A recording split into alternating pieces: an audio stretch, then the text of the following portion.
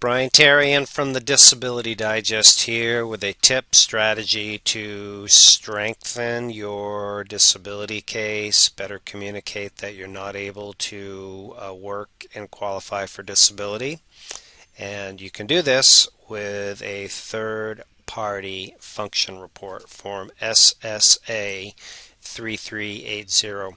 This applies, in my opinion, to those individuals that are close to you, family members, close friends, maybe a roommate, caretaker, somebody that is around you commonly.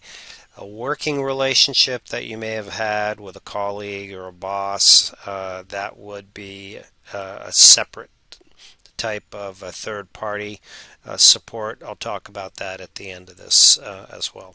So the importance of having this done is the first thing that I want to go through, because the questions that you are asked, or one is asked on this about what you can and cannot do, are similar to the questions that are asked on the forms that are sent to you for your own personal reference to answer.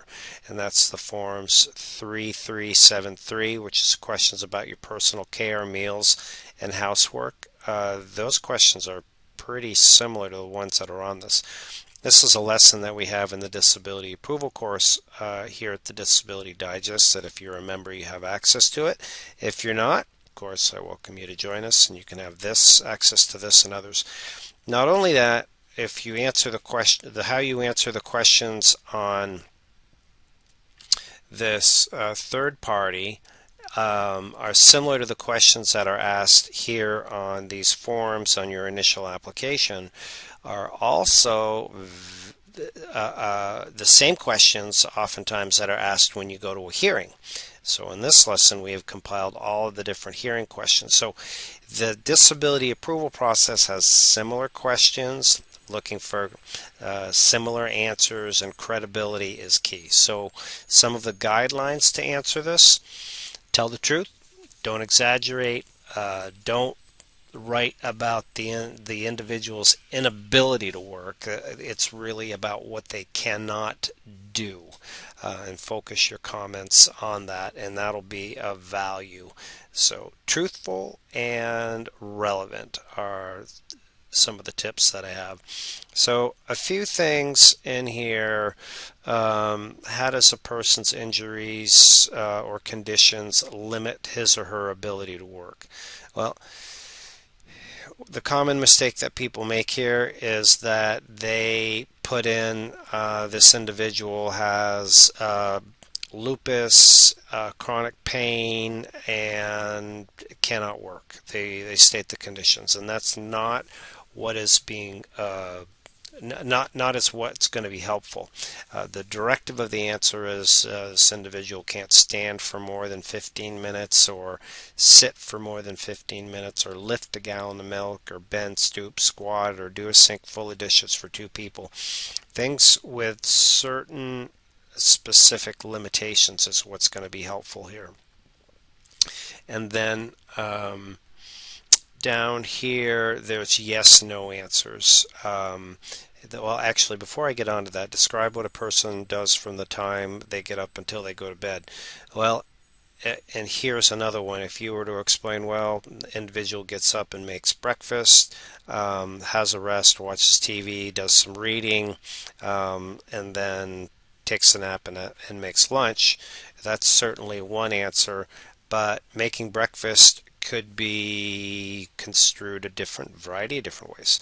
It could be making a complete full breakfast, but if you were to say, well, gets up, makes a simple breakfast with coffee and toast and a banana, that's different and very specific and doesn't require much effort. Reads for 30 minutes until it's not able to anymore, watches some 30 minutes of TV, and then takes a 30-minute nap, and then you're on to lunch. So just think about how you respond to these open-ended questions. And then for questions 10 on, that are the yes no, then you want to, if you're a member here, refer back to this interview with Attorney Osterhow that encourages you to not use the yes no option when answering. Use words like sometimes, often, usually, hardly, ever for these questions, because you do not want to lead Social Security to an opinion on with the yes/no answers. So this lesson is in our disability approval course. This is lesson 1C, 1 Charlie, and so again, if you're a member here and you're watching this and you are accessing it from our disability approval course, then it's lesson 1C. If you're not, join us and we'll point you in the right direction. So on with the show. That's the strategy for answering the questions, and you just want to be careful. As a reminder, this is a dangerous section right here, the remarks. Recommended by Attorney Osterhow to leave the remarks section blank. A lot of extra words and communicating is tempting, but it is dangerous because it can lead somebody to believe something different than might be the actual situation for the individual.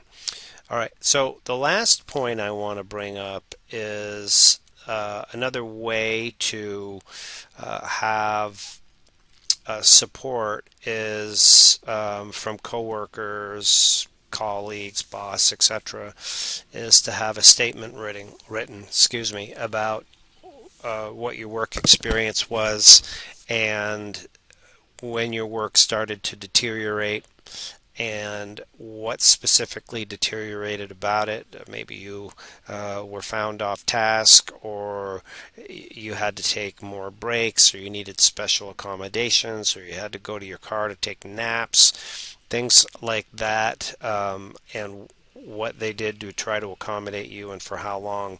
A statement like that would be also helpful, and in my opinion, once again, just a straight written statement, 2 or 3 paragraphs is fine, and I don't view this form to be an effective way to communicate that from somebody else. So I hope you find this helpful in getting your disability benefits approved.